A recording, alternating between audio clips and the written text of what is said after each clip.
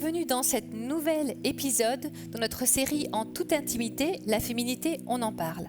Aujourd'hui, on va parler d'un sujet délicat, le vaginisme, et notre message, c'est que ce n'est pas une fatalité.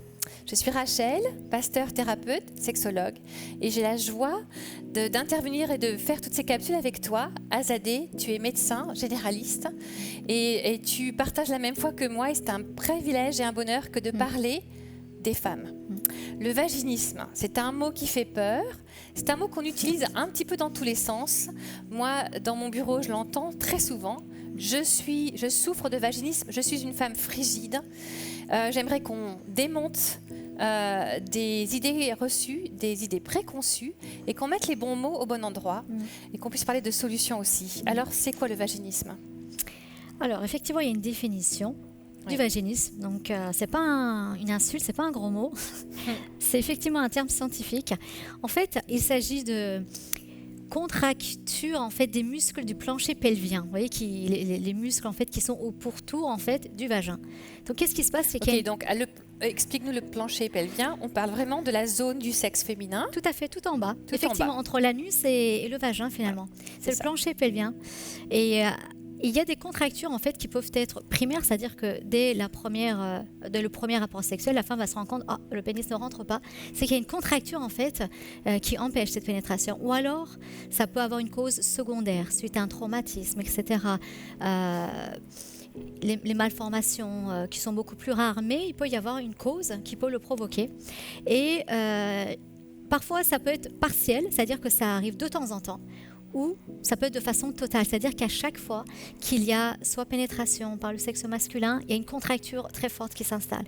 Ou quand il s'agit par exemple d'insérer un tampon par rapport aux règles, etc., on peut se rendre compte qu'on n'arrive même pas parfois à passer son propre doigt parce qu'il y a une contracture telle qui tient. Donc l'entrée du vagin est complètement fermée, contractée, et il n'y a pas de pénétration possible. En termes non médicaux, voilà, je voulais résumer. C'est ça le vaginisme.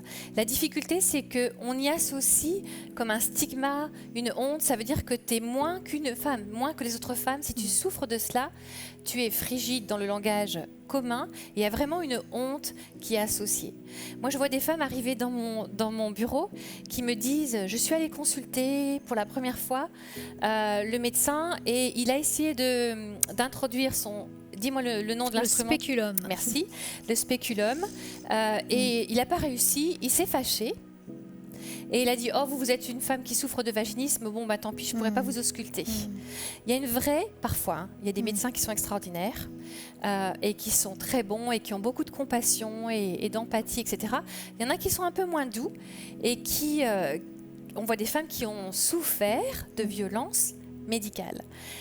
La majorité des femmes, enfin une grande partie des femmes que je vois qui arrivent avec ce diagnostic, c'est l'origine de cela. Une fois qu'on leur a mis le mot « tu souffres de vaginisme », elles rentrent dans un mécanisme psychologique où elles sont bloquées, figées dans ce diagnostic qui ruine leur vie sexuelle en fait. Il y a des solutions, n'est-ce pas ? Oui, tout à fait. Comme je disais, il peut y avoir parfois déjà des causes qu'il faut chercher, notamment une infection. Très bien. De faire un prélèvement, etc. Donc, il faut bien quand même... c'est vrai que, comme tu disais, il y a des médecins qui vont moins prendre le temps d'expliquer, de détendre la femme pour cette zone-là, surtout pour ce genre d'examen. Mais toujours est-il qu'il faut refaire confiance si jamais vous en êtes arrivé effectivement à avoir eu ce genre de traumatisme et dire plus jamais je consulterai pour ce problème-là, ce serait dommage. Parce que comme tu dis, il y a des médecins qui sont beaucoup plus à l'écoute, qui prendront leur temps. Et ce n'est pas toujours indispensable qu'on remette absolument un spéculum non plus. Il y a d'autres examens. S'il faut faire un prélèvement, c'est tout autre. Ça se passera différemment. Donc il faut avoir cette confiance que ce n'est pas une fatalité. Et qu'effectivement, il y a des solutions médicales, il y a des solutions de kinésithérapie. Et moi, très souvent, je constate quand même que c'est une cause qui est d'ordre psychique, suite à un traumatisme, à un abus, etc., une mauvaise expérience, qui fait qu'il y a un blocage cérébral qui va évidemment contracter tout le muscle. On sait tous très bien qu'on peut très bien se faire un lumbago, une contracture musculaire en bas du dos, pour un stress quelconque. Et c'est pareil, au niveau vaginal, il peut y avoir un stress. Donc, dans ce cas-là, moi, j'adresse à des psychologues, à des sexologues. Et ça, et voilà une des problématiques que quand une femme m'apporte, je dis tout le temps, est-ce que je veux bien te prendre en traitement que si tu acceptes qu'on travaille en pluridisciplinaire. J'ai besoin qu'on travaille avec un médecin, un gynécologue et une kiné. Donc c'est intéressant que tu aies la même approche. Le plus grand organe sexuel, c'est la tête. Donc c'est vrai, mon approche psychothérapeute là va être de chercher la cause. Est-ce qu'il y a eu un viol? Est-ce qu'il y a eu un abus? Est-ce qu'il y a eu une situation d'inceste petite? Est-ce qu'il y a eu un traumatisme au niveau des organes sexuels qui explique un blocage? Parce qu'une femme qui souffre, elle va se contracter. Quand on a mal à une jambe ou à un pied, on va shifter tout notre corps pour que les muscles compensent et qu'on essaie d'oublier cette zone-là. Donc il y a des femmes qui ont subi des abus, qui vont inhiber, endormir, anesthésier la zone de leurs organes sexuels. Et mon travail va être de les aider à mettre des mots dessus, retrouver la cause, remonter au traumatisme, puis guérir du traumatisme pour pouvoir avancer. En parallèle, je travaille avec quelqu'un comme toi qui va chercher l'infection. Je me souviens d'une situation où la femme avait une infection au niveau de la peau des replis du clitoris. Et en fait, les médecins avaient cherché des infections vaginales et n'avaient rien vu. Mais elle avait une infection qui s'était installée là et qui avait grandi et qui n'était pas sortie de la zone des replis. Mais c'était elle me décrivait, c'est comme si on m'enfonçait un couteau. À chaque fois que mon mari essaie une pénétration, c'est horrible. Hein. Et quand enfin un gynécologue a mis le mot dessus et a trouvé à soigner, on a pu reprendre le travail et faire avancer. Comment est-ce que tu travailles avec les kinés dans ces cas-là? Alors, il y a de quoi effectivement permettre une dilatation au niveau vaginal. Parce que parfois, la contracture, en fait, c'est un réflexe aussi. Ça peut être un réflexe, c'est incontrôlable et involontaire.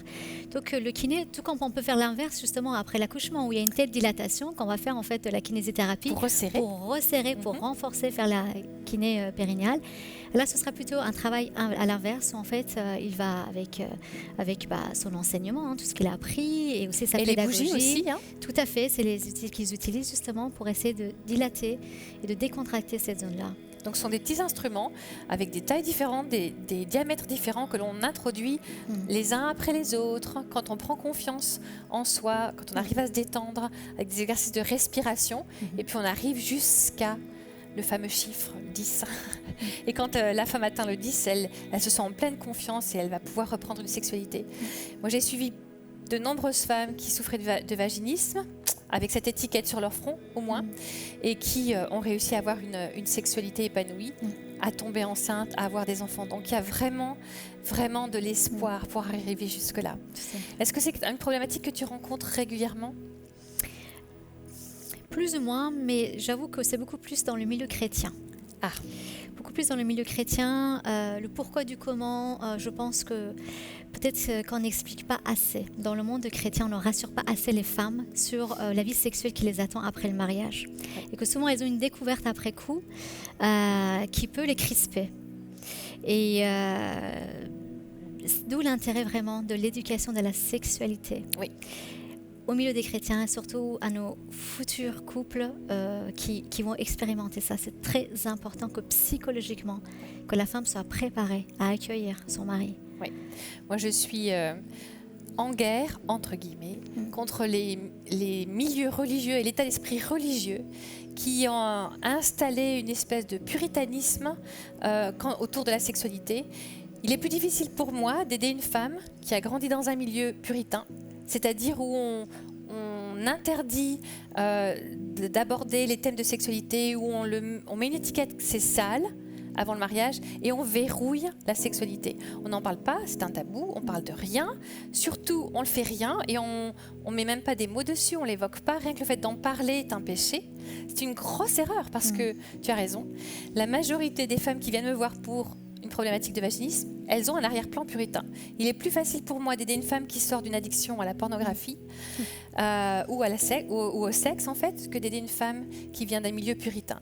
Ce qui se passe, c'est qu'au niveau psychologique, on a complètement verrouillé toute la zone sexuée de notre être. Donc les femmes, elles sont des femmes, mais en fait, Elles ne connaissent pas leur anatomie, elles n'ont aucune idée à quoi ressemble leur vagin, les contractions, comment les muscles fonctionnent, comment les cycles fonctionnent. J'espère qu'on a bien mis les mots pour vous aider à comprendre tout cela déjà dans les épisodes que l'on vient de vivre. Mais elles n'ont aucune connaissance de ce qu'est être une femme et elles arrivent à leur première nuit sans rien savoir de ce qui va se passer. Moi, j'ai des mamans qui m'ont dit « Moi, je ne dirai rien à mon enfant, il n'aura qu'à découvrir le jour de son mariage. » Quelle erreur! Et on s'imagine que dans notre monde aujourd'hui, avec tout ce qui est sur les écrans, etc., les gens vont savoir, mais pas toujours en fait. Et ce que le monde de la pornographie nous montre ne suffit pas du tout à expliquer la sexualité. On va prendre le temps, on prendra le temps dans des capsules pour expliquer tout cela. Et on a pris le temps pour le faire, mais vraiment tu as raison, il y a besoin d'expliquer en amont pour ne pas se retrouver avec des risques d'avoir les muscles trop contractés pour qu'il y ait une pénétration possible. Parce qu'après, on rentre dans un cercle vicieux qui va perturber la féminité et la sexualité. Et la peur engendre la peur, et la contracture s'aggrave. Plus on a peur, moins ça marche. Tout à fait. Et puis l'effet néfaste sur le couple aussi est terrible parce qu'on se retrouve avec des maris qui se disent « je ne comprends pas, j'ai épousé une chrétienne et en fait ça ne marche pas ». Pas de pénétration possible, pas de vie sexuelle, pas de construction de famille, la pression des gens, etc. C'est une catastrophe. Donc oui, le vaginisme n'est pas une fatalité. On élimine les causes médicales, on élimine les causes psychologiques et ensuite on réintroduit la sexualité d'une façon positive pour pouvoir avancer et profiter pleinement de cela. En tout cas, j'espère que notre conversation vous aura aidé à ne plus vous sentir coincé avec ces termes, ces étiquettes, femme frigide, vaginisme, etc. On revient aux bonnes définitions, on revient aux bonnes causes pour trouver les bonnes solutions. Merci Azadeh pour ce temps, encore une fois. Merci d'expliquer si bien en fait ces problématiques que l'on rencontre et trop souvent qui ont été tabous. Je prie pour que Dieu vous bénisse dans votre féminité, pour que, quelle que soit l'étiquette qui a été placée sur votre tête, que ce soit vaginisme ou autre, eh bien vous puissiez saisir le manteau de Jésus et puis vous en affranchir tout simplement. Il y a une vie au-delà de ce que des personnes, des hommes, des membres de votre famille ont mis sur votre front. Même les médecins. Et même des médecins, tu as raison. Que Dieu vous bénisse et à très bientôt pour une prochaine capsule.